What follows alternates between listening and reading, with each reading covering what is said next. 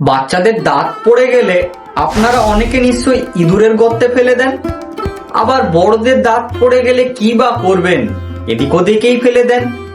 মূল্যবান জিনিস তো আর নয় যে আপনি রেখে দিয়ে বিক্রি করবেন। তবে আপনি জানলে অবাক হবেন, এই একটা দাঁতের মূল্য 50 লক্ষ টাকার কাছে।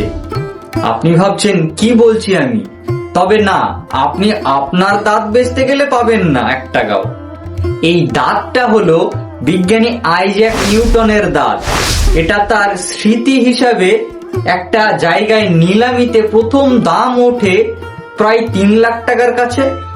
এখন যার বর্তমান নিলামি মূল্য হলো 50 লক্ষ টাকার কাছে। এই দাঁতটা একটা সোনায় মোড়া আংটির মতো করে রাখা আছে।